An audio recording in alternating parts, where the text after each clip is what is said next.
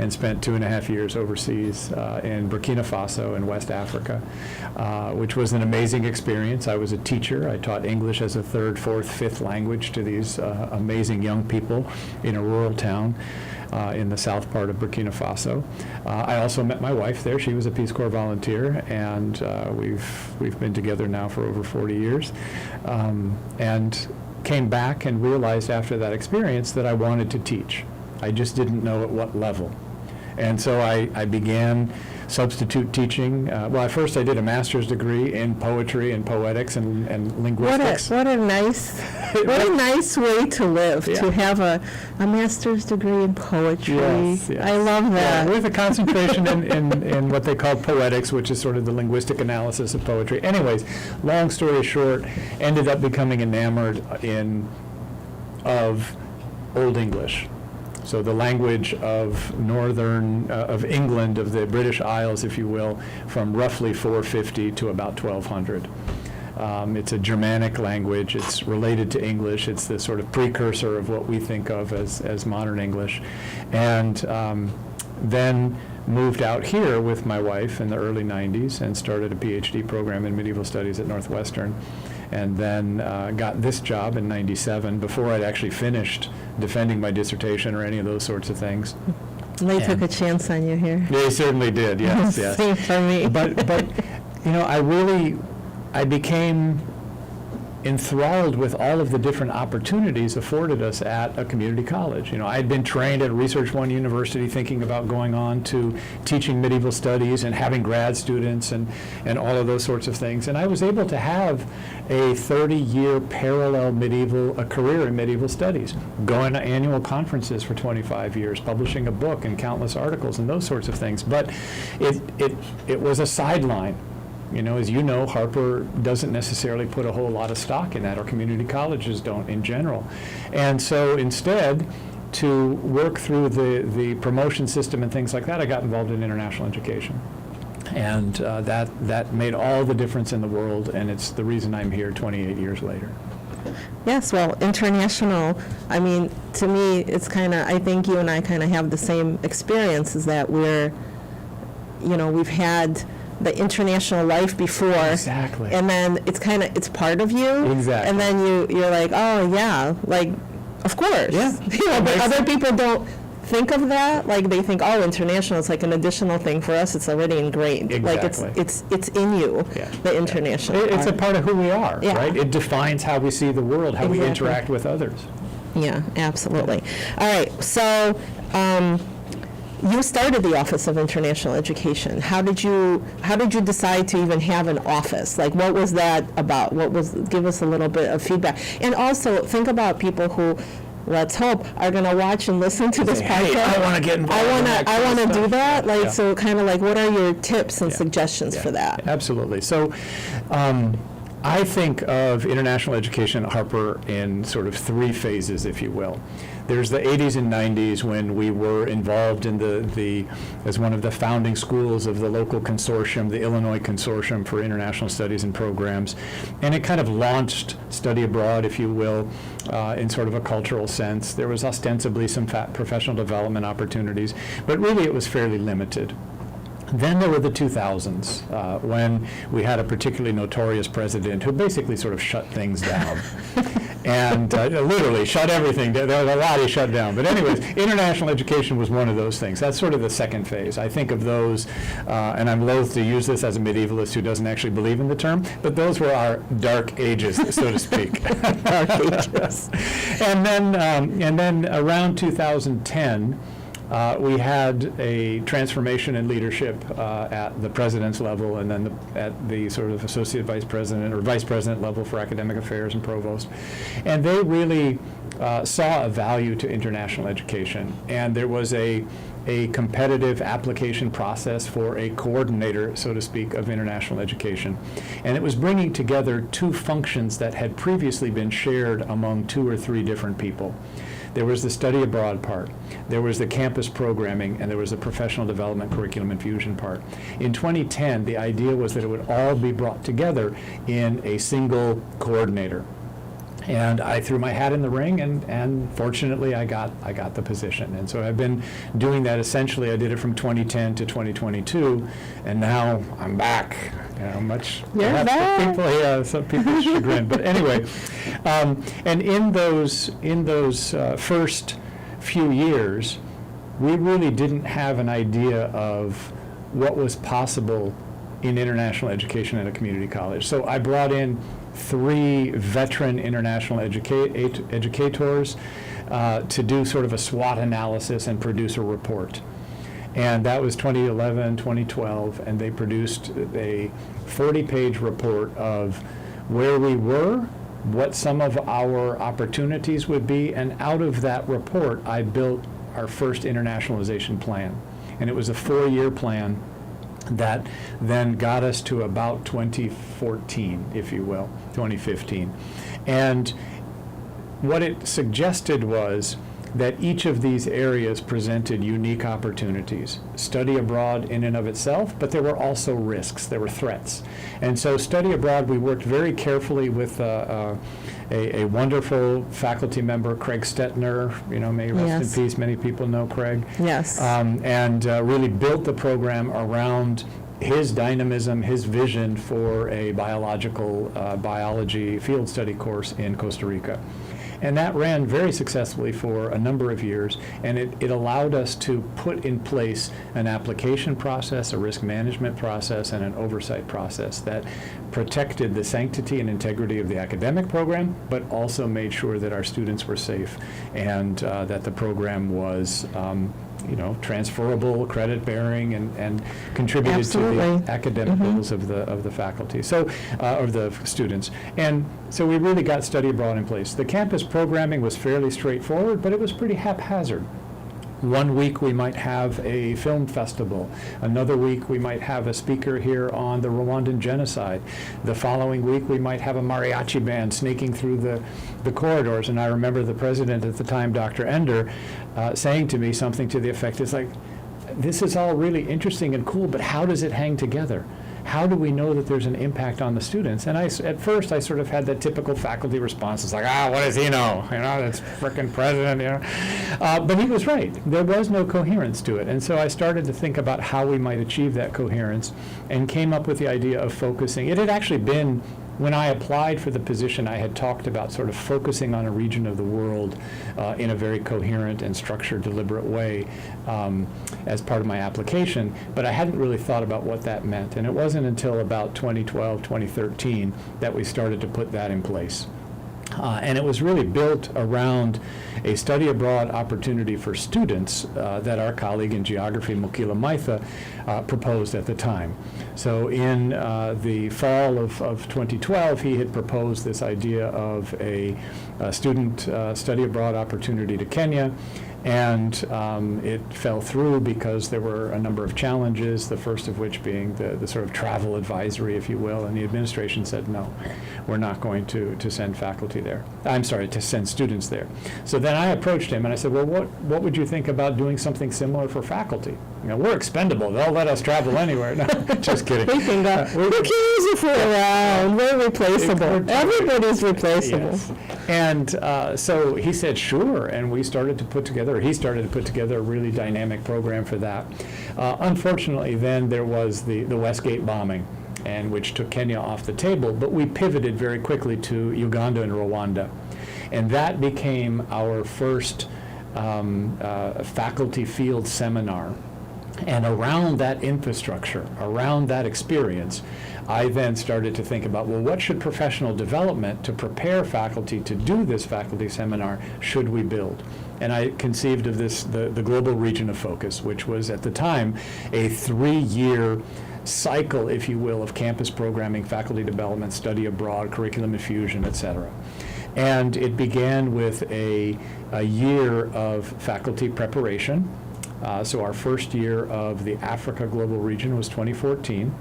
And that first year we did faculty development. In the summer of 2015, we had a I'm getting my dates mixed up. No, it's the summer of 2014 that we had the faculty seminar to Uganda and Rwanda. We took 9 faculty, and they then infused their courses with a professional development curriculum infusion module, and we tracked them for 3 years. And I'll come back to that in a little bit. But we did that, and then the second year we invited, through the Fulbright Scholar in Residence program, we had a scholar on campus for a full semester. And that was the second year, was visiting scholars, promoting and advancing curriculum infusion, et cetera, through their presence on campus. And then the second and third year, the idea was to take students to the region. Africa is pretty tricky, but we actually were able to take 2 different study abroad programs. Mukila took a group of students through the honors program to Zimbabwe, and he and I took students to Uganda as well during that period. And that was our first region. And then in 2017 to 2020, we did Latin America. We hosted another Fulbright Scholar, and then 2020 to 2024, which is when we transitioned to the 4-year program, we hosted a Pakistani sociologist, Dr. Rabi Ali. And so that program has been, very dynamic, and that was really, that's the insight around our approach, if you will. I'll say 3 more things and then I'll be quiet. Well, no, we're having a podcast. You can't be quiet. Well, I mean, at least on this issue, right? Because I think I've bored people to tears with the story. But the reason I think this was successful is that not only did we build an intentional sort of approach that I'll talk about if you're interested, to internationalization on campus, but we made sure that it was fiscally responsible so that the administration would see that we were using college resources in a responsible way, that it was accountable. So these weren't just boondoggles, if you will. Previous administrations had thought faculty travel was really about vacation and those sorts of things and didn't put value in it. And so we really built an accountable process around that. And then finally, it was accessible. It was accessible to all of the stakeholders on campus, to students, to faculty, to staff, and administration. And so those 3 areas, I think, really convinced the college that this was a good idea, and they put a number of resources at our fingertips. During that 2010 to 2022, we went from cobbling together part-time assistants, from interns, part-time special, folks that were doing sort of double duty, part-time here, part-time there, until 2018 when we were able to hire our first full-time program assistant. But the office itself, the genesis of the office itself was twofold. First, as a coordinator, I was called faculty coordinator from 2010 to 2014. I would go to conferences and people would say, "Oh, you're the coordinator. Can you hook me up with the director and schedule a meeting?" So they thought You're not important enough. I was a scheduler, exactly. I just coordinated their calendar. Yeah. And so I just started calling myself director. And there was some consternation here on campus, but I put it on my business cards, gosh dang it, and it became colloquially accepted. And then in 2017-18, my 20-year office mate, Patty Ferguson in speech and communication, she decided that for the last few years she wanted her own office. And if you ever stopped by my office before she moved out, you'll know why. It was packed with all of my stuff. She was reduced to about a 15% surface area to decorate with her dogs and calendars and things like that. I just want to interject that Yeah. faculty are very attached to their offices. We are, yes. It is kind of like a scary thing. An office is really important. It is. You have to have a landing pad, right, after all the craziness. Anyway, so she moved out, and then I talked to the associate provost at the time, Brian Canettle, who's now gone on to greater glory as Yes, he's president of Wabansi. president, yes. Anyway, I talked to him about we started to talk about an office around that time, and it made sense to have a physical place. And because she had moved out, that room, my former office, became the Office of International Education as a physical location. And Brian, Associate Provost Canettle, redid, we cleaned it out, we repainted it, we put rugs down, they changed all of the furniture, he updated it, and that's, so L229, L Building, Room 229 is the Office of International Education to this day. It was my faculty office from 1997 to 2020, 22, somewhere around there, yeah. Yeah. And that's the genesis of the office. Genesis of the office, and the physical office and the Yeah, the the entity. entity of the office. Yeah, yeah. And you know, I think it's important to say like that this program, the programming that you have is continuing because we're going to have another area of focus, and Yeah. we're going to have Morocco. Are we going to Jordan? We are not. We've Just Morocco? substituted Tunisia for Jordan, Tunisia. yes. Okay, so Tunisia. The field seminar, summer 2026, will be to Morocco and Tunisia. Yeah. So Yeah. be jealous, everybody else. We're gonna. Hey, it's open to everyone but students, I'm sorry. Yes. Yeah. But the students may eventually get to go there Benefit as from it. we Absolutely. create That's the point, yeah. as we create the programming Yeah. for that as They're- well. They're the reason we're here. So what do you think internationalization looks like at a college campus? Because now we have an office, but when I thought about international at a community college, I would probably say in the beginning I had the same mindset probably as students do. Well, if I'm a transfer student, I'm going to do that when I go to the four-year school. Why would I do that at a community college? Yeah. And I think I probably had that attitude, unfortunately. So what do you think internationalization means at a school? Like, even if they can't have an office, what is it to internationalize in a community college level, and why do you think it's important? So this is an awesome question, and I think gets to the heart of the matter, right? So the first way I want to answer this question is to talk about what is internationalization, right? We know globalization at an economic level and all this, but what is internationalization look like at a community college? And I think, first of all, there are a number of definitions by, experts out there of what campus internationalization, comprehensive campus internationalization looks like. And I want to interject that Melissa Watley was on my podcast, so don't say anything counter what she said. No. I love Melissa. She's awesome. She's amazing. Yeah, so I'm just saying, like, she's one of my heroes, and Yes, and as she is. she has not. Well, congrats to you. That's awesome. I have to publish it still, but Yeah. it's coming. So I think that thinking about the definition of internationalization, taking the insights of John Hudzik, Knight, and DeWitt, and all of these other people who have talked about it, I think it is the intentional, institutional-wide process that integrates intercultural, international, global dimensions into the core functions of the institution.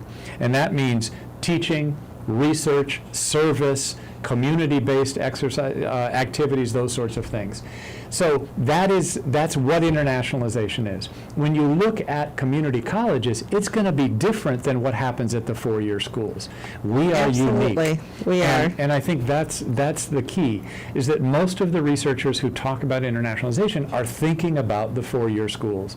And our mobility, our flexibility is different, and I think affords us a lot more opportunities if we just think about it in a very creative way. So for me, at community colleges, there are a number of different ways to go about doing this. First, it can't be the responsibility, as you pointed out in the introduction, the responsibility of a single office, a single person, a single department, a single area. It is the responsibility of all of us to present the sort of intercultural, international, global dimensions, global perspectives to our students. You do that through curriculum infusion. You do that through study abroad opportunities. You do that through faculty development. You do that through career preparation with a global economy in mind. You think about international students as contributing to the internationalization of the campuses. So this is across all departments, across all offices. In some places, we are fortunate, as in our case, that it looks like an integrated sort of area, an integrated office that might lead the charge, but that is collaborating with other entities. So there are over 1,100 community colleges across the United States. It is a unique sort of experiment in democracy, I think, unique to the United States. I mean, there's technical education, tertiary, et cetera, in other places, but really community colleges were an experiment in democracy. And I think that we continue to live that ideal every day. And international, intercultural education is one of the ways that we can live up to that ideal. So I want to ask you a difficult question. Yeah. How do you think we're doing at Harper? In terms of international education or the democratic experiment?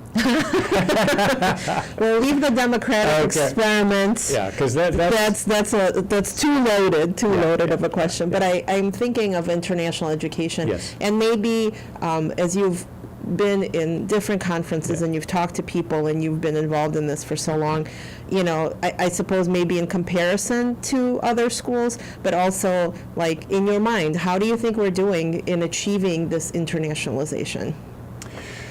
So I think we get an A minus. B plus A minus. I think we're sort Okay. of right on the cusp. I think that we have the opportunity to explode into the next phase, if you will. So if you think about that story, the tedious story I told you about the genesis of the office, it sort of happened by fits and starts, really relying on the efforts of first one person, then a handful of person, and eventually, I hope in the next iteration, on a team. So you may have heard that as of July 1st, International Students Office at Harper College and the Office of International Education have been combined into a Center for International Education and Global Engagement. Yes. There is a budget that is allocated to that. There is a position of director for that center. We are looking to hire an international recruiter so that we would have 2 people involved with international students. And then the position of program specialist in the Office of International Education would become the study abroad coordinator, and the faculty coordinator would remain, or the faculty director, so to speak, would be the faculty coordinator of campus internationalization. And there might be some program assistance from other areas as well to assist with logistical support. I think that represents a unique opportunity for us to expand all of our initiatives, but it's going to require, I think, a couple of things. The first is allocation of resources. And we've technically done that in the creation of a unified budget that far exceeds the individual budgets of either the Office of International Education or the International Students Office. So there are opportunities there. So the college has committed to that. I think that it's going to also require intentional hiring of that director. I think that position needs to be someone who knows community colleges. I think it ought to be, in my opinion, and this isn't just because I'm a faculty member, but it ought to be someone who has experience in the classroom. It ought to be someone who has experience in managing international education programs and having built things from the ground up. There are 2 sides to the house, international students, and so International Student Services involves a variety of different things, from recruitment to enrollment to advising and management while they're here and those sorts of things. The international education side of the house involves all of the things we've already talked about, study abroad programming, faculty development, curriculum infusion, et cetera, and programming.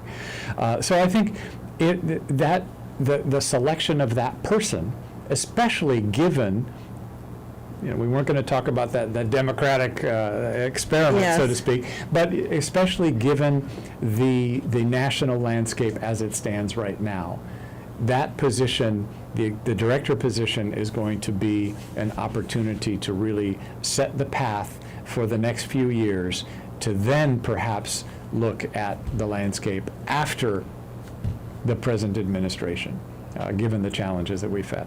The third thing that I think that this bringing together affords us, the third opportunity it affords us, is the ability to appeal to more stakeholders.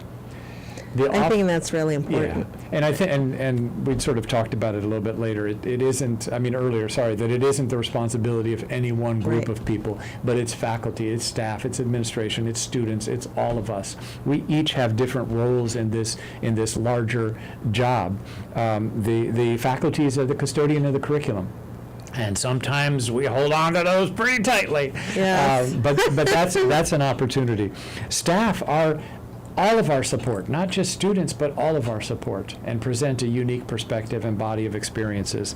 The administration sets policy, allocates resources, has a vision for the larger place of the college, if you will, in the community college landscape. And then, of course, students. They are, as we said a minute ago, the reason that we're here. Right. We want to prepare them to be fully empowered citizens in an interconnected and often scary, even violent world. Yeah, mostly right now. And so we have gotten these awards, so I would like for you to tell us what these awards are for. And then I want you to let me know, and our audience know, I guess, is, this, on the international scale, I mean, how do we look as a college? Like, have we really gotten, like, I feel, yes, Yeah. I do feel that we are, very much in this international game, so to speak, and we're one of the leaders. We're an advanced college. I think there's other colleges that kind of are stepping up in the meantime. But, what are these awards that we got? Yeah. Thank you. Thank you for all of that. It's a great question.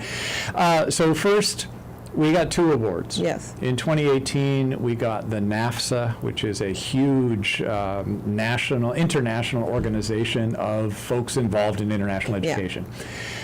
We got the Senator Paul Simon Spotlight Award. And that award focused specifically on our Global Region of Focus initiative.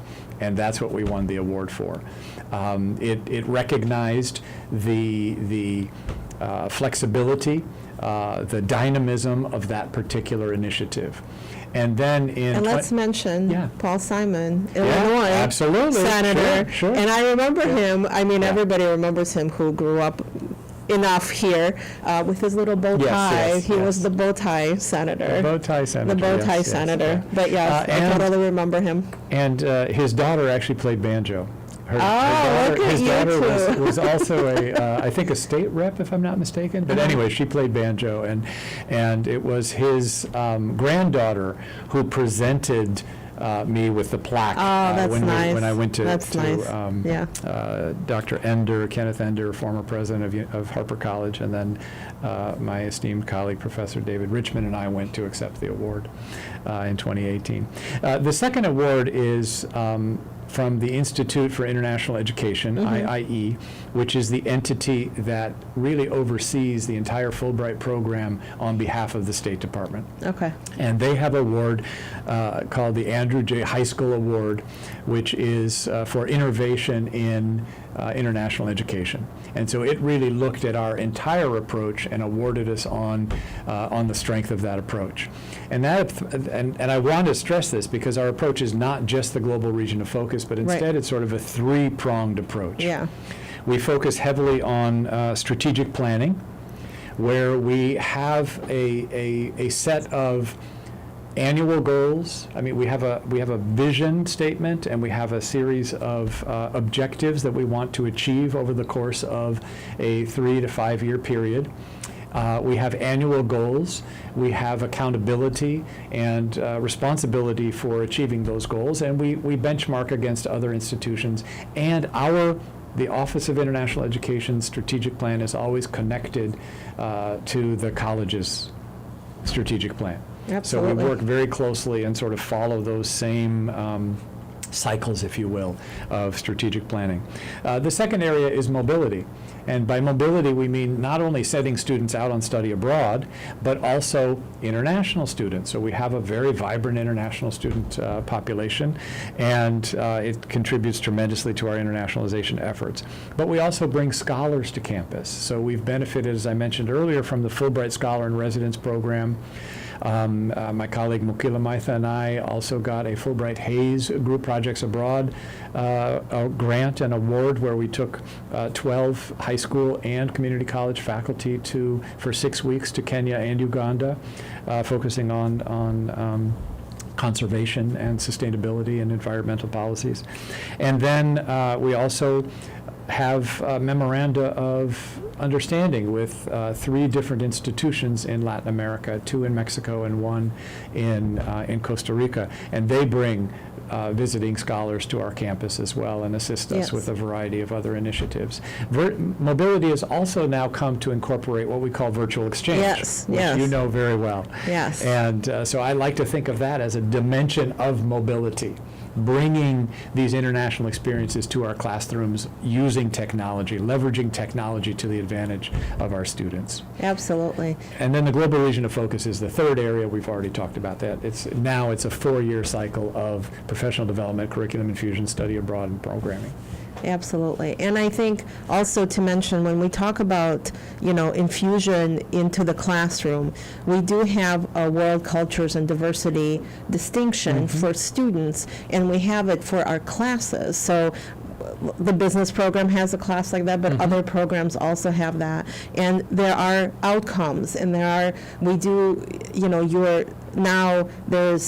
kind of I'm losing words here, but the data that we need to support that we are doing this curriculum in the classroom. And I think that is really important to share, that we are, when we say we're infusing curriculum, it's not, whichever faculty wants to infuse curriculum. It is a systemic inclusion of international curriculum into the programming of the college. I just want to point that out, that it's really, that is part of having that as part of the curriculum, and it's really important to have that. It's not random. It's definitely, when faculty go on these trips, and yes, they bring back and they put things into their classroom, but it is very systematic as well into our classes. And I think that's a brilliant point. I like to think of it as akin to vertical integration versus horizontal integration. Traditionally we think of these sorts of initiatives as being vertically integrated, right? Where it's sort of the one area dictates these sorts of things, and it sort of comes down this hierarchical structure. We've tried to be far more horizontal in our integration of international perspectives, global perspectives, and opportunities across the campus. And one of the ways we did that was very strategic. We leveraged our shared governance committee, what was called International Studies and Programs at the time. Now it's called Global Engagement Committee. I gotta remember that. The GEC. The GEC. Maybe I would look at it that way. And Global engagement. so a subcommittee of that group in the mid-2010s started to think about global learning outcomes. As a campus, we had moved towards greater accountability and assessment, and we're starting to sort of really base our data analysis and our collection on assessment and achieving learning outcomes. And so we started to think about global learning outcomes. And we devised several, we connected them to all study abroad programs and those sorts of things. But we realized it was still, the integration was vertical. It was having a very limited impact. So I started to talk to the curriculum committee about revising the world cultures and diversity graduation requirement. It was begun in 2005, but it was, in my opinion, fairly haphazard. It talked about having, sort of a 25% of contribution of diverse perspectives into the curriculum, but it never really specified what that meant, what it looked like. And so we had a number of courses that ostensibly represented world cultures and diversity, but there was no way of measuring it. There was no way of actually saying, oh gosh, we are achieving these outcomes, because there were no outcomes assigned to it. Right. So we took about 2 years to come up with a series of world cultures and diversity outcomes, and we revamped the entire process, presented it to the curriculum committee, and since 2020 it has been the accepted way of, well, we've gone through all the courses. There were 70 courses that we went through this resubmission process according to this new outcomes-based system. And now we're set to start to assess the impact of that. And for the first time in 20-plus years, we're actually going to be able to look and say, yes, we are achieving outcome 1, 2, or 3, et cetera. Exactly. Because it's going to be based on actual assessment data. Exactly. So, I mean, I'm part of that because Yeah. we have a class in my program, that is work cultures and diversity, and it helps students because they're required to have a class like that. So Yes, when we started yes. out, that was the goal, is to help students go through our program and not have to search for these classes around campus. And I smart. think more and more programs have done that, and career programs particularly added that, but I think it's really important to add things like that to Yeah, your yeah. curriculum, and to think that, like, as faculty, to think through all of that. Yeah. So, And you mentioned careers. I think career and technical education is a really exciting new frontier. They've always been open to these perspectives, but given the density, if you will, of their Yes. curricula, it's been hard to kind of penetrate, so to speak. And that area is opening up now. You participated this summer in the Yes. Digital Promise exercise, and I think Yes. that's really starting to open people's eyes to possibility and giving us those were amazing resources Yes. that they connected us with. yeah, so That's exciting. that was an exciting one. I really do agree that, and I really like the fact that we had some health careers Yes. doing Yeah, that, and yeah. listening to what they're doing Mm-hmm. and how they're going to internationalize their courses. That was really exciting to hear, because they really do need to do that. We have a lot of that population here, just because it doesn't have to be just about going abroad. We Exactly, have, I mean, at least in exactly. the United States, right? Yep. We have all of this population, all different kinds of populations. But we're getting close to the end of our. Oh, of no. I know. I know. I This know. is So awesome. many. I've So enjoyed many. this so much. Well, you can come back and we can do more Ah, okay, questions. cool, I cool. mean, I'm definitely, next week if you want. Although we might be going into a week next Yeah, week, I so think that's so. not. But I'm going to give you a rapid fire, a couple of Okay, questions. yes. Coastal view or mountain view? Coastal all the way. All the way water? You're a water guy? Yes. Me too. I'm absolutely. Historic castle or modern architecture? Hey, I'm a medievalist. Yeah, I know. I was thinking that, but yes. Yeah. I think I might go modern, even though I do like the castles, Yeah. but it's like, you've seen one, you've seen a whole bunch. And Ouch. No, But you know that's what what? they say about cathedrals. Not true. Not true. There's It's a whole three. story. Yeah. There's three that I think are the cathedrals to see. So Notre Dame, I'm hoping they've Yes. got that finished. The one in Toledo, Spain. I don't, In Barcelona or Toledo? Toledo. Oh, no, I don't know that one. Yeah, it has like huge El Greco in there. Ah, Yeah, so, okay, and it okay. looks Yeah, yeah, amazing, yeah. the cathedral I've is been there. to Sagrada Familia in Barcelona, but not, yeah. Yeah, that one is a bit It's ridiculous. awesome. It's awesome. Come on. I mean, you have to go Anyway, see it. Like that's the thing. you do have to go Yeah. see it. They haven't finished it yet. Yeah, no. Still not finished. I mean, who knew that there was a Yeah. cathedral being built in Yeah. 2025? Because you think of that as like Yeah. old Oh, yeah, stuff. exactly, yeah. You should see this thing, like, grapes and look it up. oranges, Yeah, and yeah. their Jesus is interesting. Yes. And then I'm Cologne Yeah. or Köln, Germany. I think those are my Yeah. three that I would say are like the three that you you're right. Barcelona, you got to see. Exploring Old English manuscripts or Instagramming snapshots abroad. Old English manuscripts. All the Really? way. You're not Yes. gonna all of your No. travels. You're not gonna Instagram all of I that. take photos, but I just, just sort of look at them myself. Yeah, well, you got to start sharing. Tea in India or coffee in Colombia? Ooh. Coffee in Colombia. Yeah. Yeah. Coffee. I'm a Coffee wins. guy. Yep.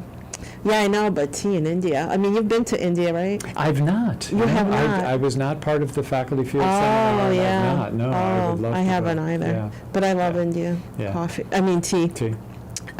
Europe, Asia, Africa, or South America? Africa. Africa. I haven't been, It's so I an want to amazing go. continent. Yeah. It's an amazing continent. I want to Yeah, go yeah. to that. That's. I haven't. I mean, I haven't been to Asia either, but Yeah, yeah. Yeah. I mean, and you have the North Africa, you have the Sahel region, you have Yeah. West Africa, East Africa, Central Africa, Southern Africa. I mean, there's so many different parts Yeah. and so many, 56 countries, thousands of languages, cultures galore. It's just Yeah. an amazing place. And of course, I mean, having spent 2.5 years there, having met my wife there, I feel a deep connection Yeah. To the continent. Yeah. Absolutely.